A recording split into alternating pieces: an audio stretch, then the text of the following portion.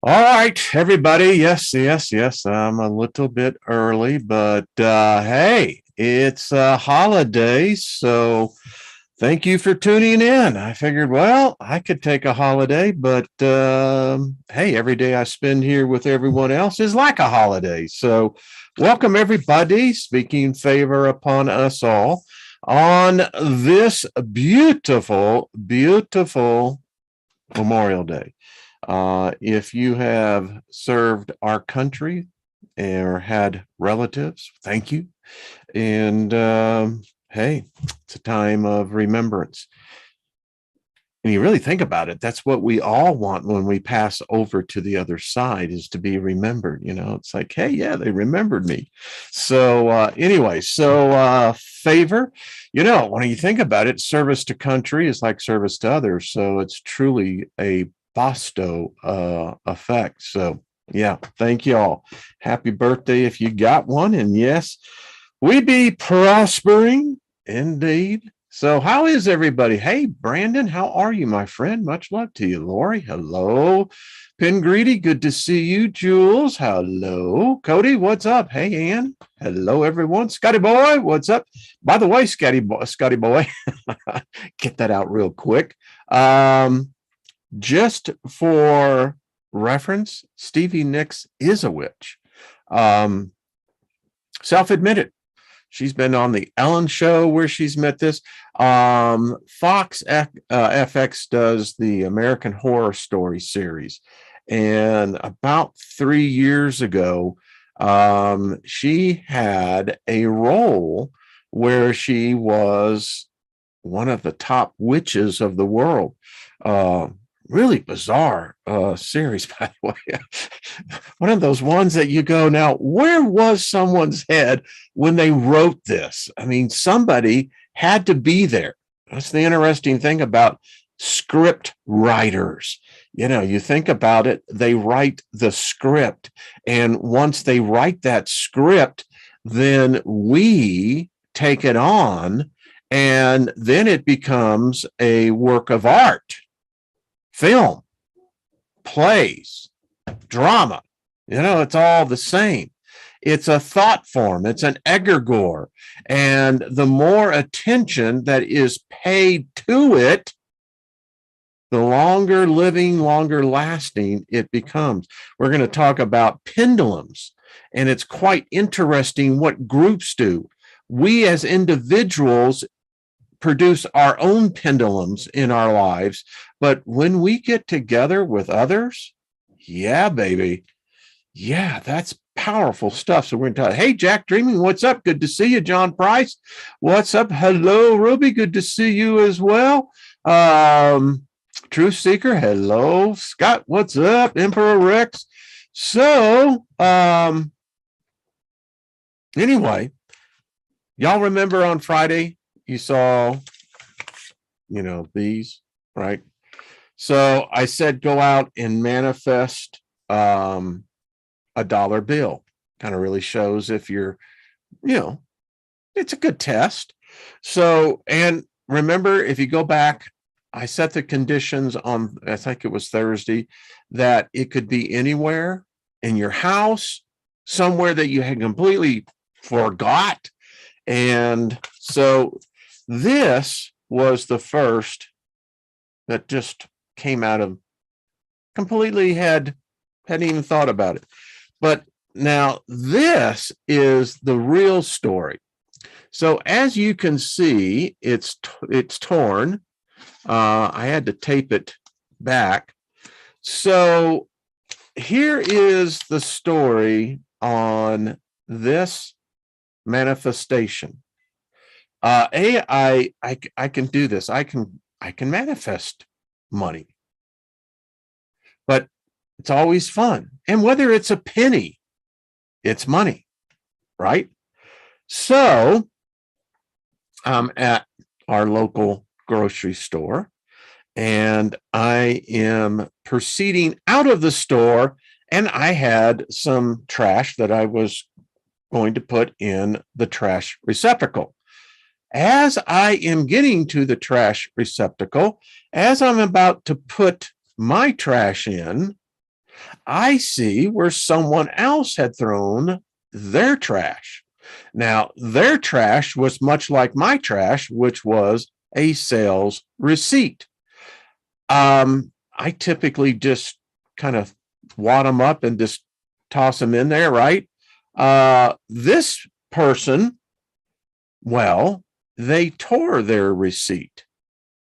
Now, what's interesting was that, as many of you can now figure out, the dollar bill was in the sales receipt. The person had absentmindedly, well, actually, I think I actually created it because I was anticipating, fully expecting to find a dollar bill. I just didn't expect it to find it in the trash. Anyway, it had been torn in two, and so I brought it home and taped it back together. But yeah, so whatever that brings out, I hope it was. Mind of the Skylar, how are you? Good to see you. Question, what if our thoughts aren't our thoughts? What if we are just receiving half the message, just a thought?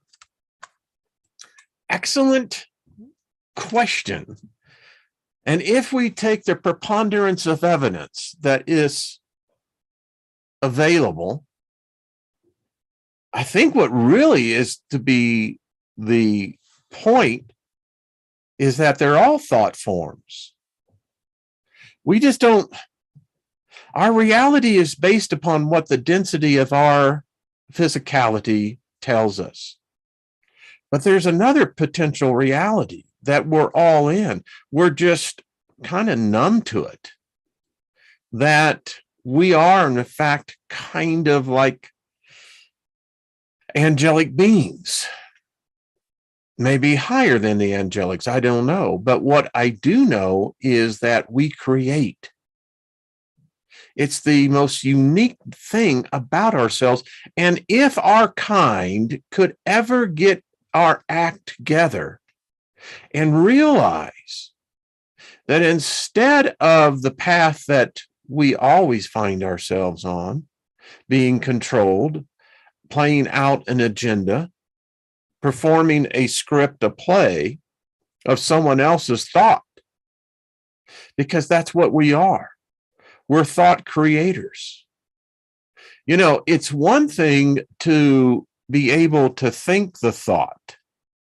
Quite a different thing that if you're able to take the thought and then bring it in and begin having it to be malleable, the more focus you give to it, the more focus of others that is joined to it, that out of the ether, we produce a form of creation that is probably the source of 10 trillion times 10 trillion different realities.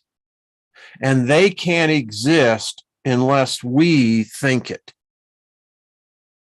I mean, maybe ET has the same ability, but if that's true, then I kind of figure out, then why is ET here to begin with? Maybe it's something about the density of this physical plane that we just don't realize it, but our whole lives in this plane is that we create. And that creation process continues. They kind of harvest us once we go through the cycle here. And the real goal in all of this then is not to be harvested again. I don't know. It's the debate, you know, is there really such a thing as an original thought? I think it's the book of Ecclesiastes that says there's nothing new under the sun that's known to man. Goes further in to say in the book of Ecclesiastes, that which was shall yet be again. Well, if we take the literal story behind that, then this supposedly was written by a man who was smarter than Jesus. Because Jesus never wrote a word. If Jesus existed, Jesus would be half God. And it's interesting that as a God, that God never wrote anything. But Solomon, being a man, taught us in the occult ways how we can control the divine ones, the angelics. In fact, the interesting thing about Solomon, talk about a little deviation of the path, he said that if you know Yahweh's name, you can control Yahweh. Yahweh as the God, quote unquote, if you know its name, you can control its game. It'll never be the same. That's why knowing the name is so critical. So, as I'm thinking about this, so in my Bible studies, I knew all 72 names of Yahweh, Jehovah, Jehovah Jireh, Jehovah El Sisi, the El Shaddai. I mean, I could just go through the litany of the recall. So if that's true, then, you can control that being. Anyway, I digress. Like, well, okay. But getting back to Solomon. So if thought by that, it would say that there is no original thought. That somehow or another, we're all reliving whatever was an original thought. I don't know what original thought would mean then. Is that where we get the Big Bang? I don't know. We're gonna have Lindsay Brown back on the 8th, and it's real interesting. Lynn and I were talking about the conversation.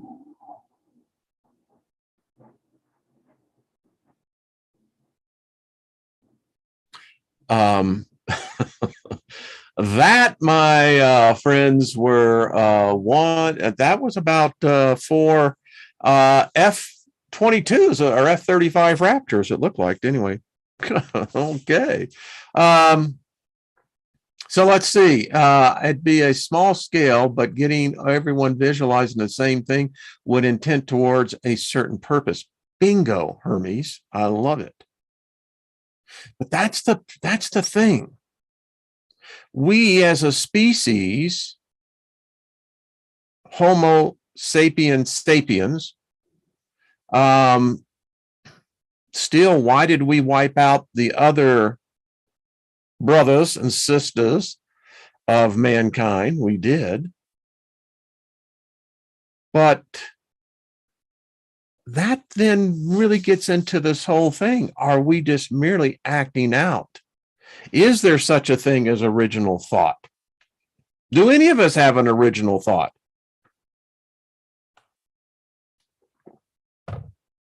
I invented 2 payment systems, and, did we really invent that? I mean, was there some distant past, 1 million years ago, 5 million years ago, 100 millions years ago? Did they have Wi-Fi? Did they have a debt system? I mean, did they end up in war, destroying themselves? Because it all has a theme. If we came back to saying, screw that, that was the uniqueness about Woodstock. We had it. We had it in the palm of our hands. Unfortunately, it got corrupted, but yet it shows what happens when 500,000 people can come together with a single intent. Party! But yeah, there's nothing wrong with partying. No. And partying has a lot of various definitions, but I mean, coming together for some music, arts and crafts, today we would have good food. I mean, I'm sure they did back then, but anyway, we had it. Let's see, mind of scholars. So that is why I asked you. I have been pondering on this for about a week now, and it's driving me mad. So I just be as human as possible, but conscious. Now you bring up a really good, it's the great question of the mystery schools. Define consciousness. What is consciousness? I mean, is the spirit conscious? No, I asked Lindsay if reincarnation is real, is it the same soul?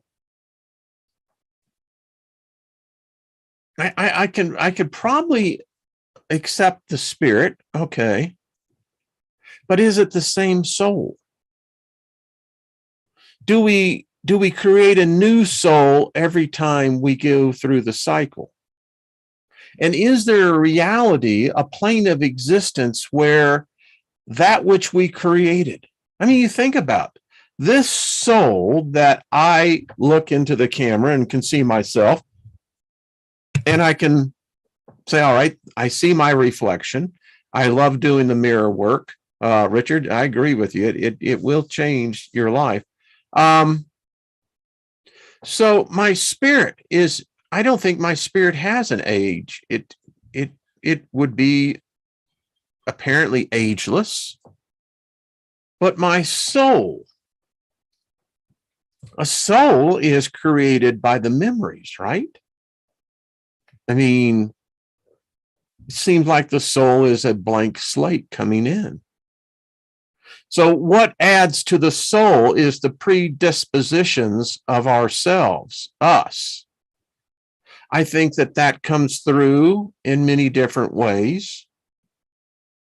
Some of us would be empaths, intuitive, psychics, etc. So is that what we're doing here? Is that really what is happening? Is we're creating a new creation? That's what it says in the New Testament. That's what Paul wrote, that, you know, supposedly when you have this conversion, you're a new creation. Very big on that, a new creation. A lot of churches, new creation. So that would imply that the old has to die before the new emerges, right? I don't know. I mean, you know, you can take that theology and philosophy and extend it out, but yeah, so it's like, okay, is that what's happening here? I mean, consciousness. My wife and I were talking again about this last night. So isn't it really what we're all trusting in? Most hope, but I think you can get to that place of trust that our consciousness is transmuted at the point of physical separation. You know, the physical body and the spirit, its spirit goes off over here. Maybe our soul goes off over here, and our spirit ascends back up to where it was. I mean, are we judged by what we create? I mean, we emerge out of this semi-amnesia state to emerge to where we really are. I mean, this is only a blink of an eye. Folks, we're still where we originally have always been. And this experience is really just a blink of an eye. The older you get, you begin to realize that is so true. Time is fluid. It's relative. It's not constant. And you suddenly realize that your 20s go by, boom, 30s. And if you are destined for what we would call longevity here, but it's just a snap of the fingers, you begin to experience in decades Decades become scores. Scores become, half centuries. And you realize that along this path, you're acquiring more and more memories. The thing about Alzheimer's and dementia, it's the greatest thief there is. To have your memories stolen to where you come to a point where you don't even know who you are anymore. You don't know anyone around you. Furthermore, you're not aware of it.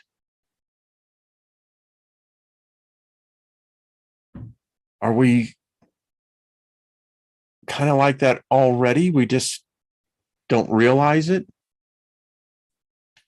Deep stuff. So is that consciousness, is those memories, isn't that what it's really all about? Is the transference of those experiences, because we wrap ourselves, we adorn ourselves with our memories. It gives us uniqueness. It gives us identification.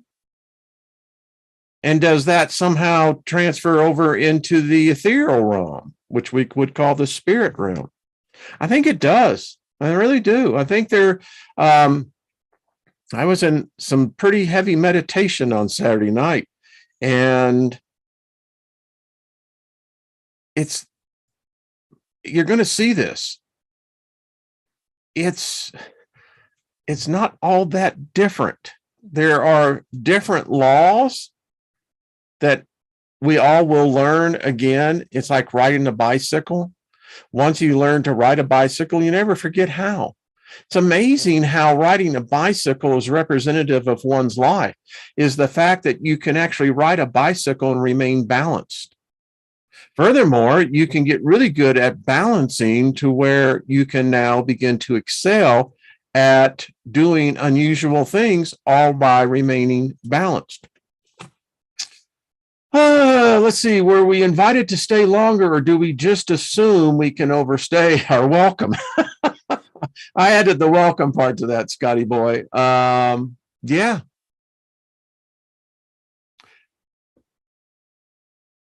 You see, and the thing about it is, it's all individual. Much as I love my wife, as I've told her, and we both recognize, there is a part that I can't touch. No matter how deeply in love we are with one another, it's something, that's that uniqueness. In Bible school, Lester Summerall taught that that's what demons seek.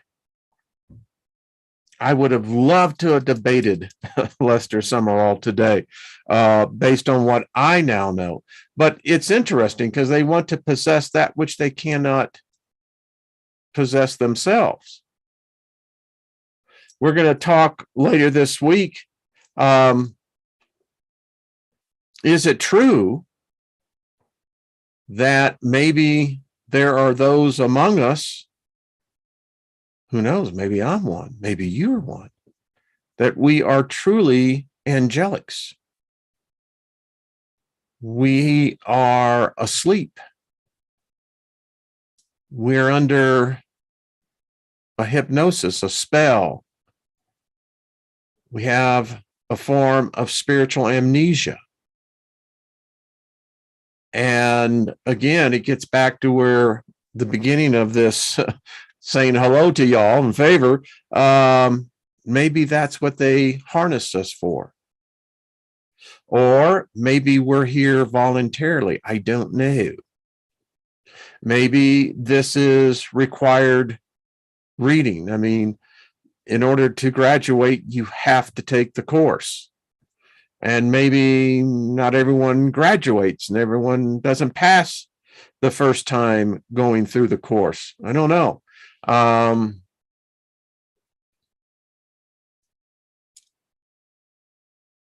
This week will be the last week of our experiment, our group workshop. I am really looking forward to the so Paul Joe, I just saw that in the Fallen Angels. Isn't that odd? But here's a counter thought. The spirit guide, my spirit guide, questioned me on that. He said, well, really? He said, what makes you think that you're not on a mission? Isn't that what we all say about our purpose of life? We have a mission in life to do. And you know what? If you're a fallen angel, you would not be, how shall we say, I don't know, enraptured with the idea of a mission. Just thinking.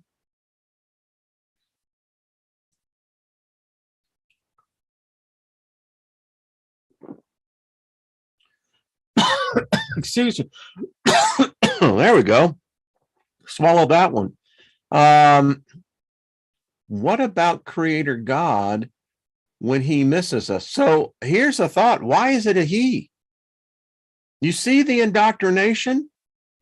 Little FYI, if God really does exist, it ain't a he. If it's any of a gender, it would probably be a she. But just throwing my 2 cents worth.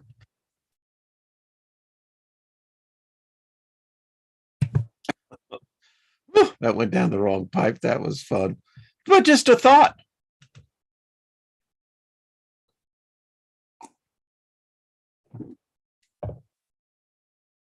Sometimes we come into life knowing our purpose, but forget along the way due to distortions.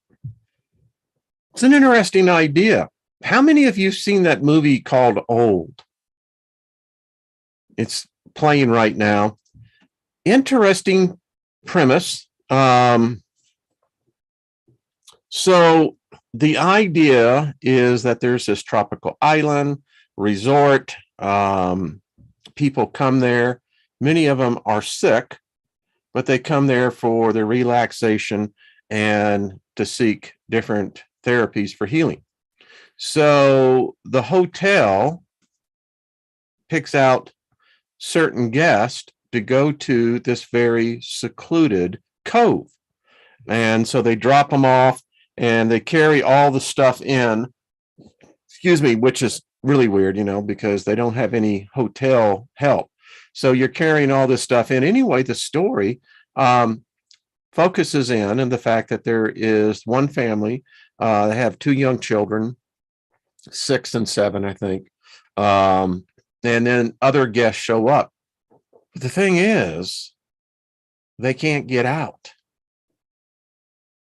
And the other thing is, they're aging. Every hour is equivalent to, I believe in the movie, if I'm right on this, 1 hour represents like 30 months of aging.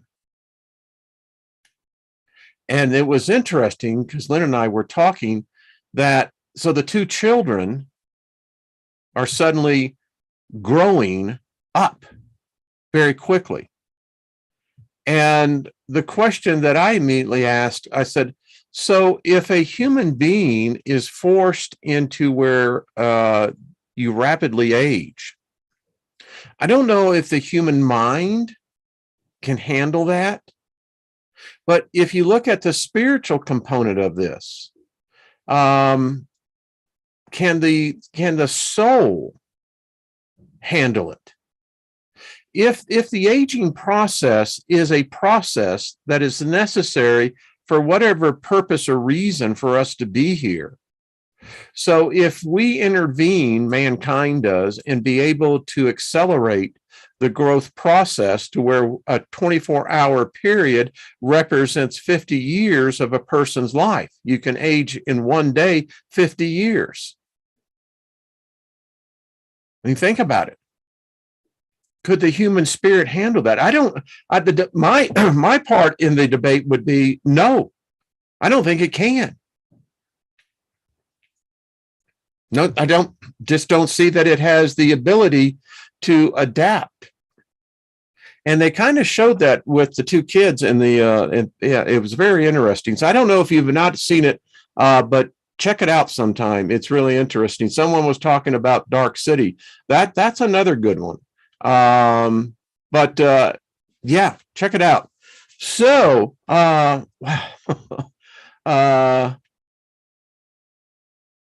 I just love it. I'm just throwing it out there. It's really interesting because does the human soul need the time in order for it to achieve whatever it's here to achieve? I still have difficulty what the soul and the spirit, where they're the difference. I get the emotion part, but then that would say that the spirit is emotionless, whereas the soul is not.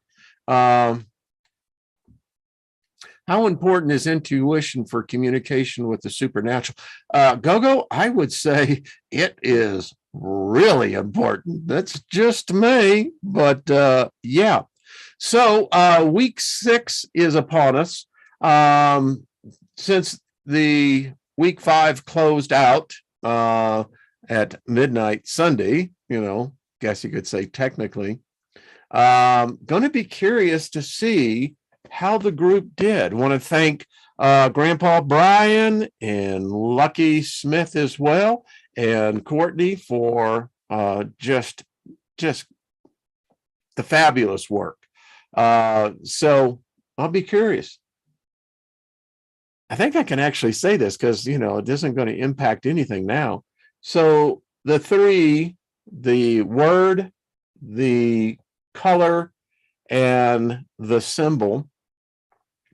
The word was water, the color was blue, and the symbol was wavy lines. So there you go.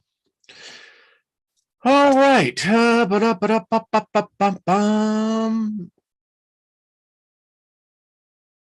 says, yeah, any entity will sense your intent. Yeah, I did that program. Do the spirits find you trustworthy? I mean, will they come in and interact with you? Do you take any effort to prove to them that you're trustworthy? We give to the angels here, and it was interesting. Kahetel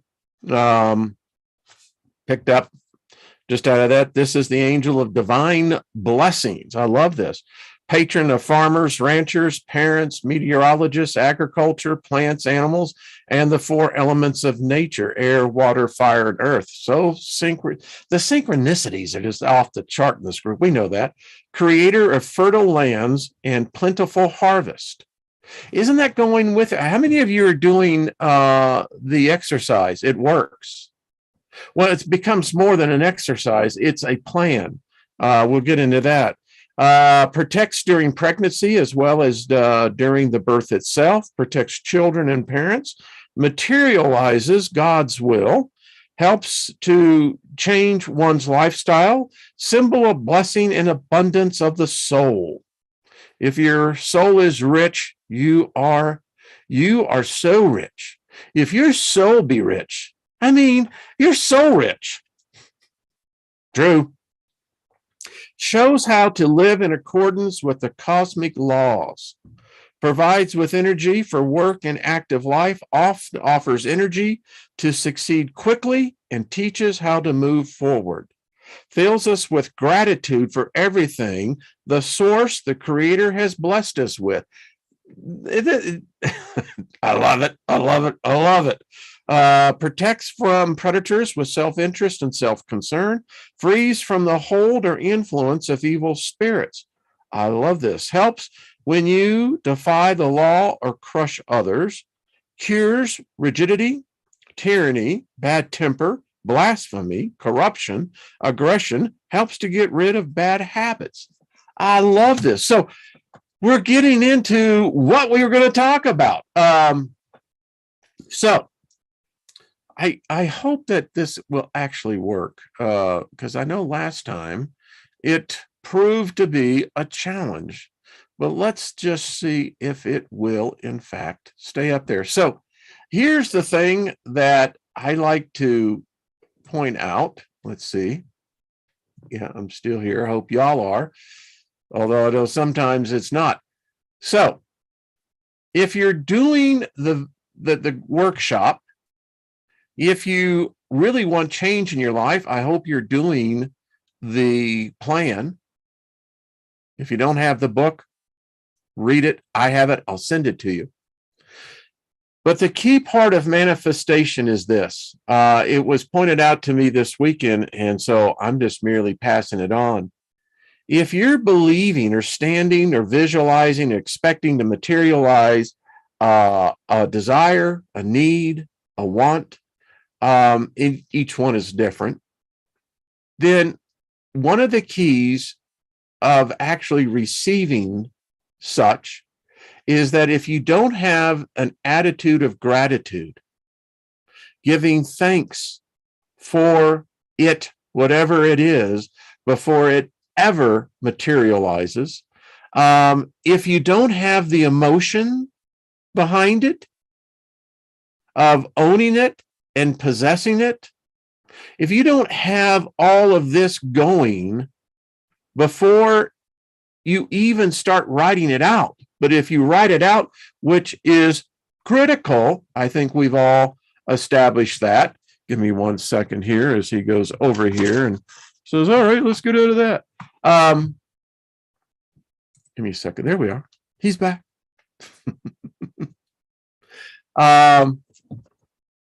Then I don't know what you're doing. Necessity for me has always been, as the idiom says, the mother of invention is, and that's what it is. If necessity of life is at such a point where change is the only thing that will change, then I would facilitate change the best way I can. I'm doing that for myself. You should always have a list of things. You get them accomplished. But anyway, I hope you're doing it. And for those of you who are doing the group workshop, it goes to show you that if we now, this chamber, it's quite beautiful. It reminds me of Joseph's multicolored coat. This chamber that we have created here, it's for me, it's becoming very easy to connect to. I don't even have to really focus much concentration or meditating on it. It's kind of like as the open door policy. It's just rather cool. Hello, Lucky Smith. How are you doing? Good to see you, my friend. Who am I to have a plan? Well, again, beloved abstract, it's your baby, it's your trip, man. You live your life the way you do it, and we allow others to live theirs. And being a contrarian is a unique gift as well. That's all I'll say to that. And live and let live. That's the way, and if you want people to accept you, you have to learn to accept them. And remember, someone doesn't always understand what you're typing. I'm sure you have an interesting sense of humor. Hey, Floyd, what's up? Hey, Gary Baxter. Yes, this is the true American flag. Exactly. It's the civilian flag. Enough of that flag of, war. So love this group. Love it. So if you're doing it, I hope you are. If you really want change, then, man, the information is here. And I support all those that are doing it. I don't try to tear you down. If you are wanting change, the purpose of this group and everyone in the chat room is, remember, we're here to edify one another, not tear one another down, not to, sometimes, words, they can hurt. So let's keep that mindful of that. It's love, always love. And, I hope that message is getting loudly received, because that's what we do. We edify one another. There's enough in this world to tear us all down. There's enough out there that, makes fun. I mean, this is our little haven here, and I love it. Well, see, Paul Joe says, what's interesting is my understanding of the Bible has grew since the relationship with this group. It's interesting. It's a rather ingenious book. It really is. It's, some will say it's the code. I think you can make codes out of anything. The Matrix taught us that, but it's really interesting because it's a script. If you analyze it, it doesn't bear up very quickly, but if you take it as a thought form, wow, that maybe be powerful, man.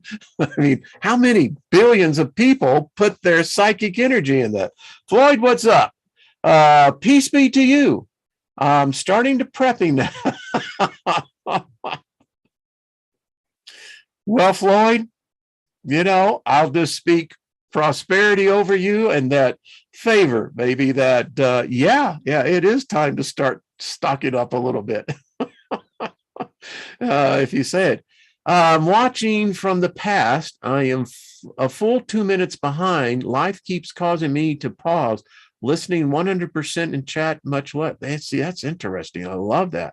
Hey, yes, Brian. Yeah. John Price said, there, now I've got Roxy music in my head, man.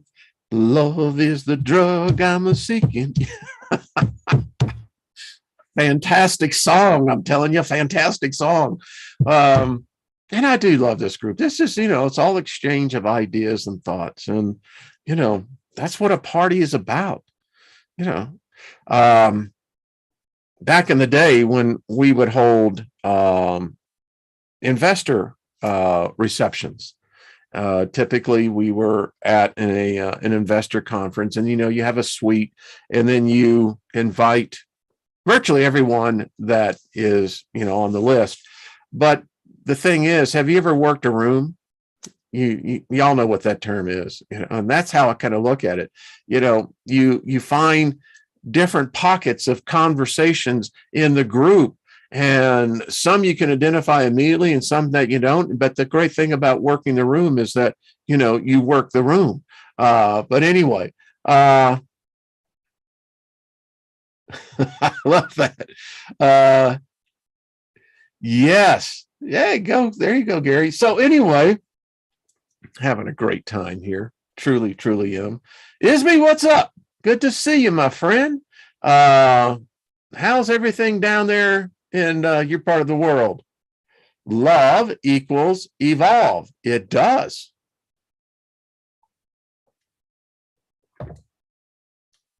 But what is love? Agape. Eos. And there you go. Yeah. The agape love. Nothing missing, nothing broken kind of love. Unconditional, so they say. You mean did you read the book of Enoch? Yes, I did. What do I think about that book? Interesting. I think it's a interesting story. No different than the Liber Lilith, in my opinion. And if you put the literal imagery to the book of Enoch, that's one wild ass book. I mean, according to Enoch, the first Nephilim, first generation, they were almost 5,000 feet tall. Well, according to him, if you go by the cubit standard, 4,500 feet. Wow. But Enoch is a very interesting, the thing, and I'll just lay this out, Go-Go, since you asked the question. That's a demented god. If you buy the deity that's behind the book of Enoch, that's a very conflicted personality. I mean, how can you be perfect yet create evil for your own pleasure? What? And if you're all knowing, then why are so many things a surprise to you?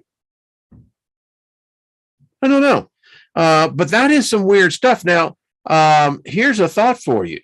Take the book of Enoch and apply a Star Wars theme to it.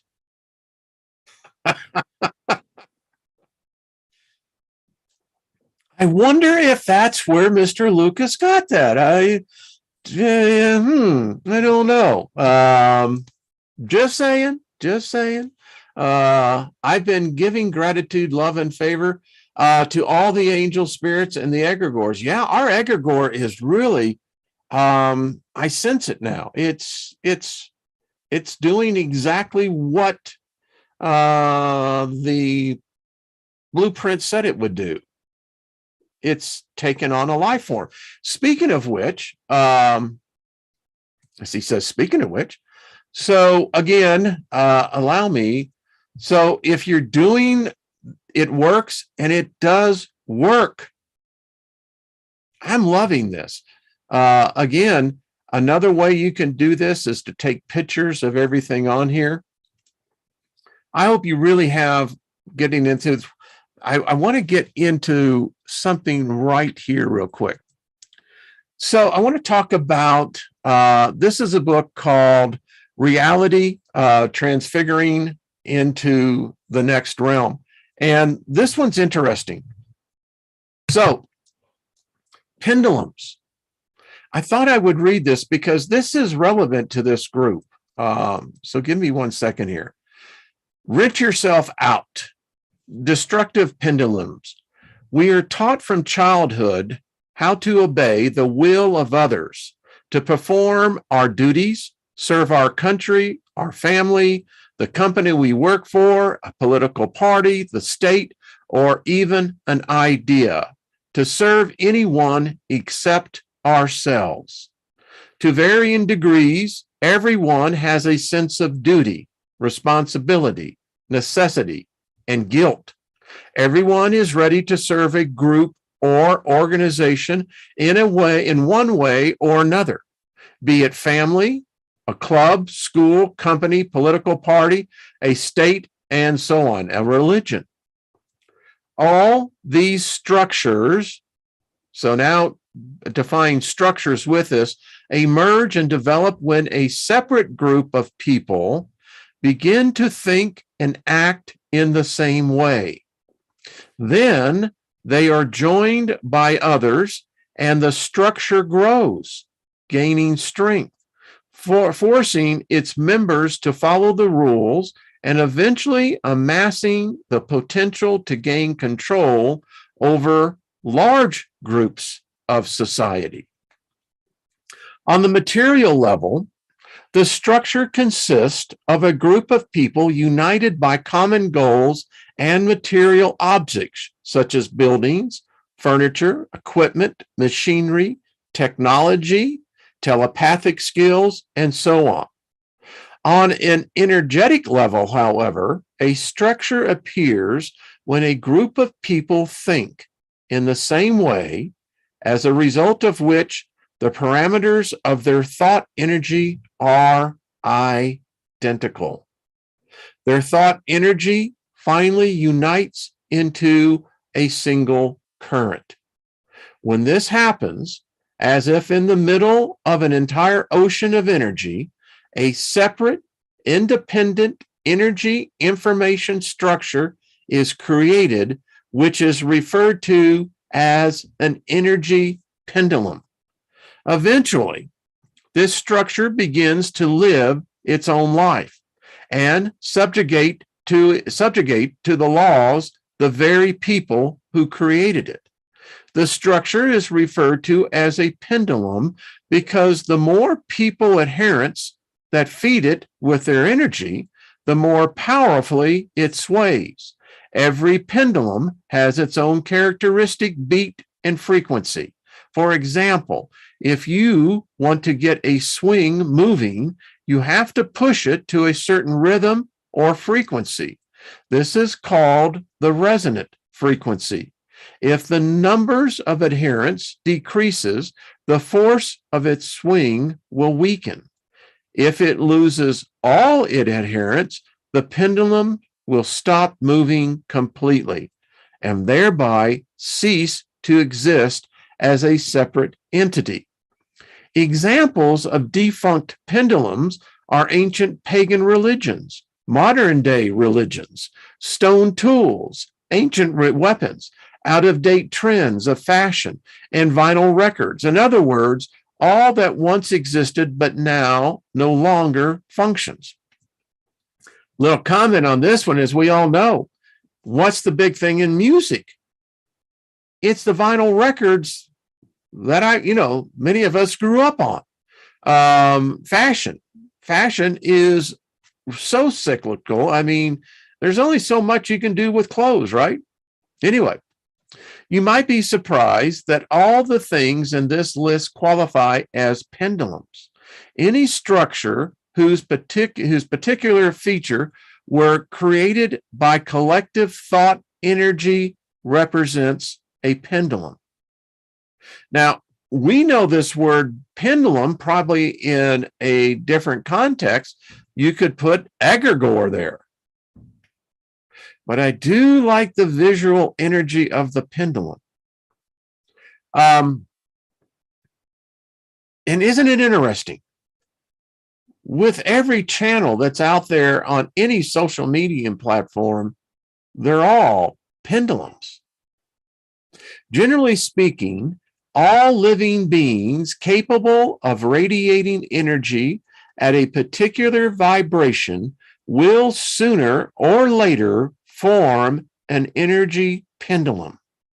Examples of pendulum in nature are bacterial colonies, populations of living creatures, schools of fish, herds of animals, forests, prairies, anthills, etc.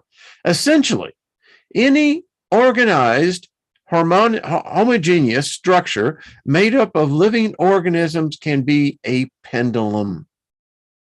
Every living organism represents a single unit of energy, and so can also be considered an elementary pendulum. When a group of individual pendulums begin to sway in unison, a group pendulum is created which looms over its followers like a superstructure. The group pendulum exists as an independent entity and sets rules for its adherents to follow, partly to keep them together, but also to attract new ones. This type of entity is independent in the sense that it develops according to its own laws. Its adherents are unaware of the fact that they are acting in accordance with the laws of the pendulum and not their own will. For example, a bureaucratic apparatus develops as an independent structure, irrespective of the will of its individual officials. Of course, an influential official is free to make their own decision, but only to the extent that they do not contradict the laws of the system. Otherwise, that particular adherent will be rejected.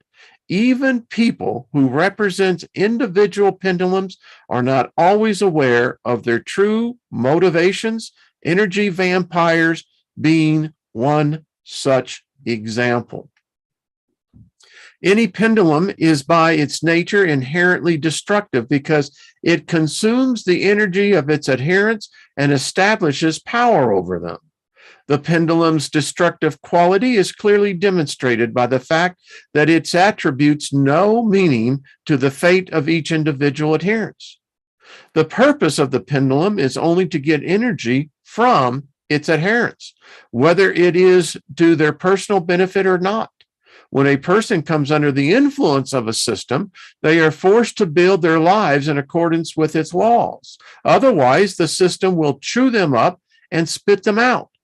Once under the influence of a destructive pendulum, you can easily end up ruining your entire life. As a rule, it is difficult to break free without suffering losses. If a person is lucky, they find their place within the system and feel at home there. The adherents give their energy to the pendulum, which in return provides the individual with an environment.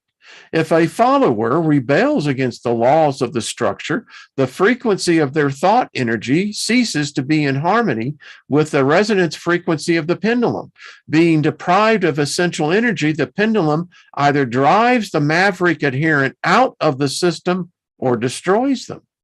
If, however, a person has ended up a long way away from a lifeline favorable to their growth, life inside the structure of an alien pendulum can be as soulless as hard labor or just turn into a very sad existence. In this case, the pendulum is purely destructive to the adherent. Whether they like it or not, a person who falls under a pendulum's influence loses their freedom, being forced to live by imposed laws and becoming a small cog in a big machine. Now, I'm doing this because if we have one in the negative, yeah, there has to be one in the positive. But this is very interesting. Again, knowledge is power.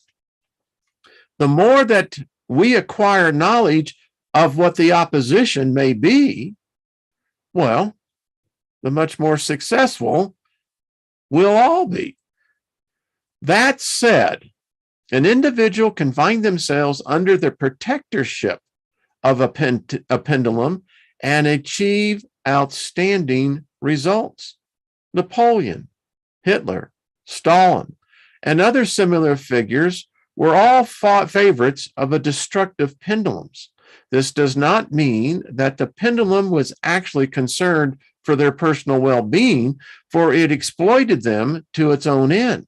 When Napoleon was asked whether he had ever been truly happy, he could count just a few days over his entire life. How many days have you been actually happy? There's a question for everybody. Put it in the comments section. I'd love to know how many, be honest. Don't be a wise guy. Be honest. How many days have you truly been happy in your life? The pendulum uses sophisticated methods to lure new adherents, to fly to it like moths to a flame. How often people are deceived by the pendulum's advertising tricks and move far away from a potential happiness that was ever so close. Young men leave for the army and lose their lives. Students go away to university. I'm having a deja vu moment. Wow. To university, learning in vain to master a profession that is not really for them. They find work that feels alien but is supposedly prestigious and end up drowning in a swamp of problems, or they join their lives with a stranger only to regret it later. The pendulum can hide its motives behind various well-meaning masks, and yet it its activities can ruin the lives of its adherents. The greatest threat the pendulum poses to the individual is that it leads its victims away from other lifelines where they could be able to find happiness. These are the characteristics featured of a destructive pendulum. A pendulum feeds on the energy of its adherents, which increase the power of its sway. And I'll pick this up for another day. But,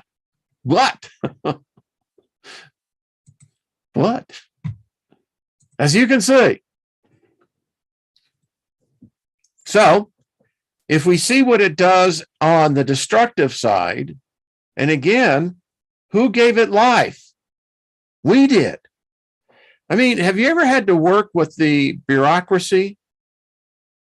Everyone knows it's frustrating.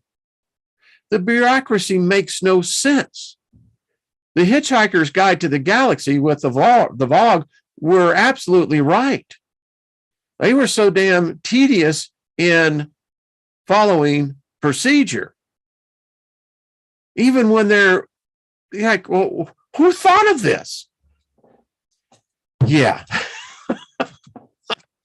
Y'all know. Okay. This has been fun.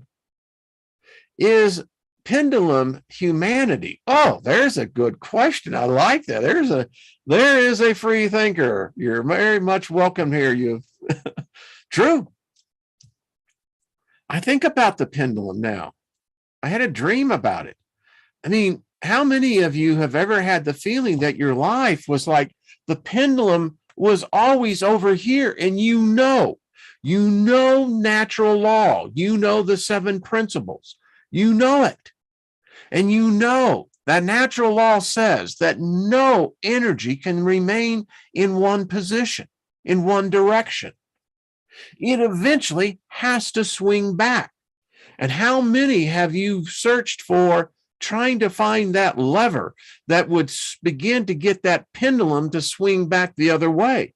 It's as though that the pendulum is ageless in family curses, and it becomes a curse for us. You see, John says, I was a motor sergeant. I took pleasure making bureaucracy. I have no doubt of that. And the military is a perfect example of that. You know, there's just some, in fact, in my ROTC, I remember one particular DI saying that with the Army, logic has no place. All right, Lucky Smith. I don't know how many days I've been happy, but I can remember a few. See, Lucky, it's so true, isn't it? Hey, Susie Q, much love to you, darling. Yeah. How many days have you truly been happy? That's the interesting thing. I think that's why music has such a sway, because I don't know if we have complete days of happiness, but I do know this. I have innumerable amount of minutes that I've been happy. I don't know if that happiness lasted for hours, but I know this: if I was to add all the happy minutes I've had, it'd be a lot of hours. And if I put a lot of hours together, then that would eventually be many days. Yeah. I bet you they didn't think about that, did they? See, we just came up with another answer to that. How many days have you been happy? Well, you know, I may not have been many full days, but I've got minutes. I may have 100,000 minutes. I don't know. Isby, thank you. Says, I've been manifesting the list, going and reading it 3 times a day. Wow, amazing. It was the destructive pendulum for most of my life. Bingo, Isby, that's what I'm talking about. Exactly. Hey, Brian, 1958. happy. I think isn't it Memorial Day? Yeah, I think it is. But Labor Day as well. I'll take that. Tomorrow I'll be on with Miss Trina. So, yeah. So I may not have had what one would say complete full days, but boy, when you add the aggregate together, wow, I may have had years of happiness. Holy crap, Batman, I may have had decades of happiness, just not all at once. Okay.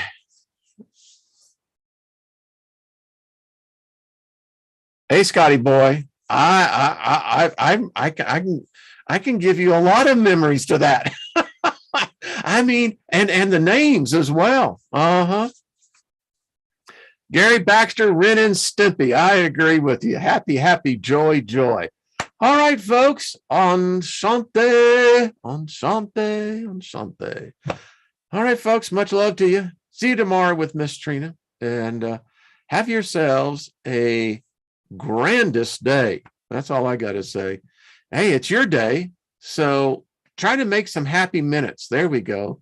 All right, folks, thank you for tuning in. Thank you for feeding the machine, the algorithm, with the like button, and see y'all tomorrow. All right, bye-bye.